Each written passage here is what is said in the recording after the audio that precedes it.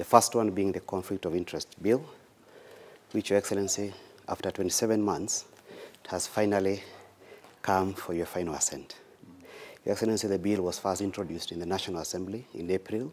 2023 by the Leader Majority Party, passed by both houses, went through a mediation process, and we brought it to you for your assent in April this year, which you returned to Parliament for reconsideration. Your Excellency, you indicated that the bill fell short of the expectations that were discussed in Cabinet with respect to a number of issues which were found in 12 clauses, in which, Your Excellency, after returning and expressing your reservations, the two houses of Parliament have reconsidered the bill and passed it in a manner fully accommodating your reservations. This is a very momentous occasion for Kenya, that after the passage of the Ethics and Anti-Corruption Law several years ago, today we are stepping up the fight against corruption by passing the Conflict of Interest Law that now gives power to the Ethics and Anti-Corruption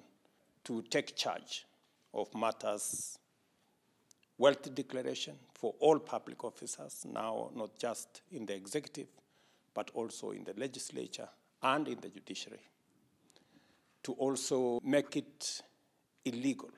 for officers serving in positions, whether they are in the judiciary, the legislature, or in the executive, to abuse the authority they have in their offices and to undermine the rule of law and abuse the resources that the people of Kenya have put together, and make sure that every resource, every coin, every cent, every shilling that is paid as taxes by the people of Kenya or in any other manner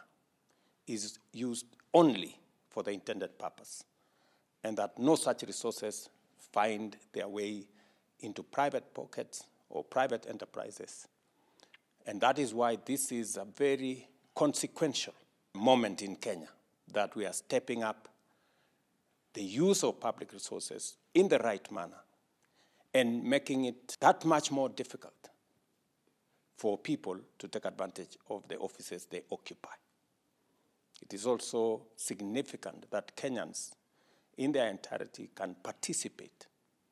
in making sure that we hold public officers to account for the exercise of the authority and power that they have. And that is why this moment is very significant. And secondly, the social protection law now steps up our responsibility and provides a wider framework for us to attend to the vulnerable members of our society, to look after their interest, to make sure they get medication, to support them in various aspects, and to make sure also that only those who are vulnerable actually benefit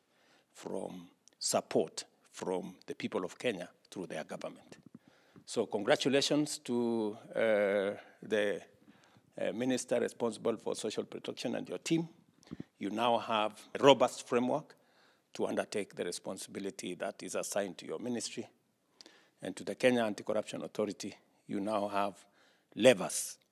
to make sure that you protect the resources of the Republic of Kenya and hold every officer to account. It's taken more than 24 months, 27 months to be exact, to get the conflict of interest law into place, because there was conflict of interest everywhere to be able to get it here. And but now that we have the law, we will now deal decisively with conflict of interest in every part of government.